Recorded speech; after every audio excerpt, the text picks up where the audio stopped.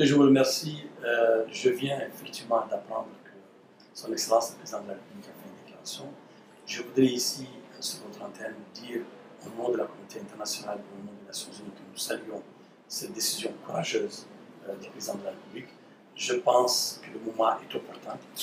Je dois dire que la situation est critique aujourd'hui parce que nous sommes arrivés à une phase extrêmement importante de la lutte. Vous savez, la Guinée a fait déjà d'énormes efforts. Il y a eu des résultats très positifs. Mais malheureusement, nous arrivons au moment le plus critique. C'est-à-dire que nous arrivons à la dernière phase de la lutte contre Ebola. Et surtout que, comme vous l'avez dit, nous arrivons à la ceinture de la ville de Conakry, dans les endroits urbains, où souvent la lutte est la plus difficile contre une épidémie.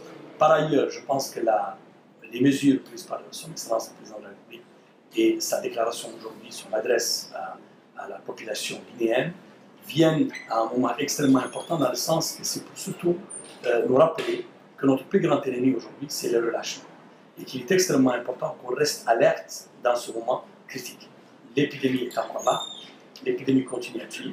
Ce qui nous a énormément touché cette semaine, c'est que même dans les centres médicaux, où normalement on est censé lutter contre la maladie, nous avons vu des infections. Nous avons eu 6 infections dans les cliniques privées et dans un hôpital à Conakry. Cette situation devient pour nous très critique. Et donc, je salue ici, à travers votre antenne, comme je l'ai dit au début, la décision du président. Je souligne qu'au sein du système des Nations Unies, au nom de ma mission d'unir la communauté internationale, nous allons soutenir les efforts du gouvernement dans cette phase des 45 jours que le président vient de demander de mise en œuvre de toutes ces mesures. Nous allons mettre tout en œuvre, à la fois au niveau matériel, au niveau financier et au niveau des ressources humaines nécessaires pour soutenir la coordination nationale de tout ça.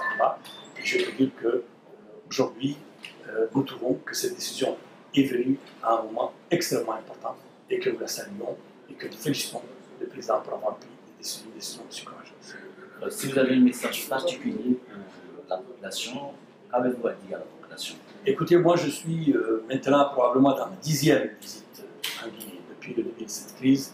Depuis que j'ai pris fonction, je focalise beaucoup d'efforts sur les 3 pays, mais je suis venu plusieurs fois en Guinée. Et je dois dire aux Guinéennes et aux Guinéens que, comme je l'ai dit, le moment est critique. Parce que nous sommes arrivés à une phase la plus difficile. Et souvent, les gens commencent à être fatigués.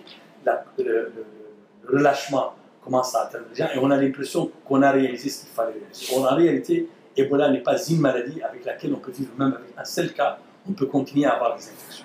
On a réalisé des résultats positifs.